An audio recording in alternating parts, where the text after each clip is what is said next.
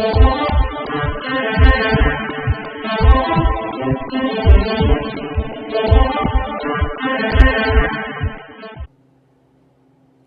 going on? What's going on? This your boy AKT JR.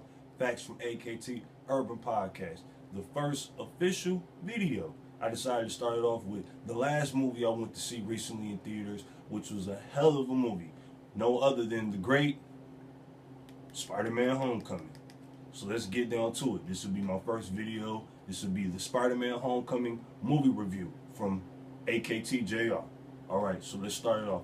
First of all, I just want to say I tip my hat off to Tom Holland. He played a great Spider-Man. He did a great job as the kid Spider-Man. That's what people have to understand here. The kid Spider-Man. For those who didn't understand, who claim they didn't like this movie or anything of that nature, it's because, sad to say, you might not be a real fan, because all the real fans, they know the story of this. Your friendly neighborhood Spider-Man is completely different from the Amazing Spider-Man. Yeah, it's the same writers, Stan Lee and all this, that, and the third, but it's two completely different concepts. I like how they took stuff from the original comic book story and added their own twist to it. You know what I'm saying? I really enjoyed that. So first things first, got this book as a guide to guide me as I go along or whatever. So first things first, I already spoke on Tom Holland. He did a great job as Spider-Man. Spider-Man was Spider-Man. He was only 14 years old. He was a kid. So if all of you guys wondering, well, why was he so young? Why was he so childish? Why was he making young, dumb mistakes? What would you do if you were a superhero and you're 14 years old? Well, think about that for a second. Moving on from that, Ned was a funny guy. And you could tell he was a real, true best friend. And he did what all usual best friends do in the movies. They slip up, might say something, get the main character into a situation. But it's really all for the betterment of the main character.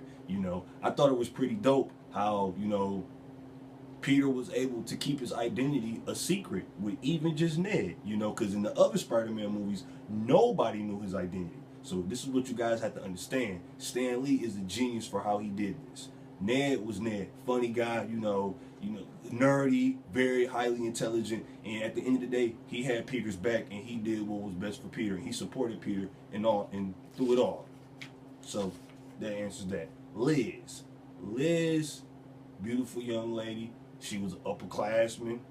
She really had a thing for Peter, really a thing for Spider-Man, but I was just surprised that, she never found out that, Peter was who he was, So I thought that was pretty interesting. And I'm looking forward to seeing what she's going to be like in the next Spider-Man movie. And I know that's going to be a few years from now or whatever.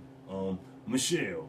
Now, I thought this was pretty interesting how they call her MJ. And for all the original Spidey heads, we know when we think MJ, we think Mary Jane.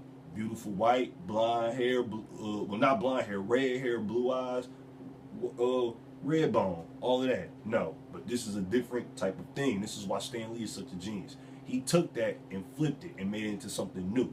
Michelle was, of course, irking Peter and all of that, but I thought it was pretty dope how exactly she was nicknamed MJ. I thought that was pretty dope, for sure.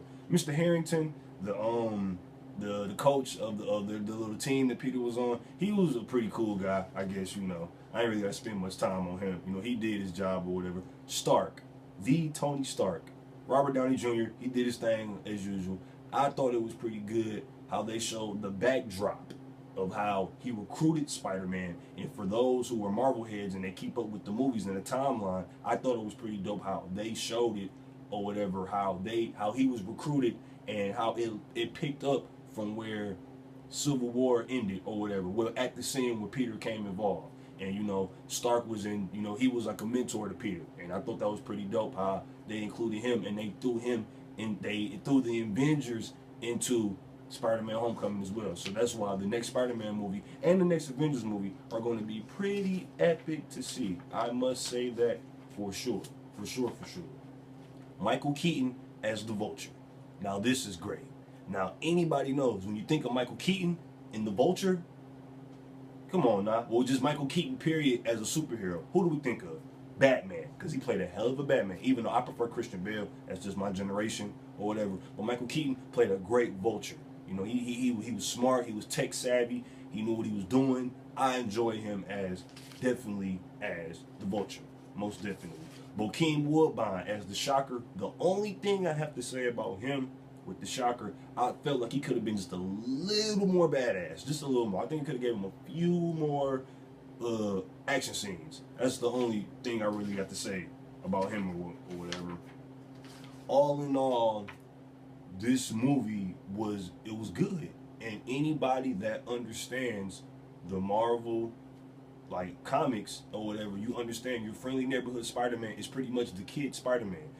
What Stan Lee just did is brought us the kid Spider-Man movie, which was genius. It was brilliant, all on his behalf. I thoroughly enjoyed it.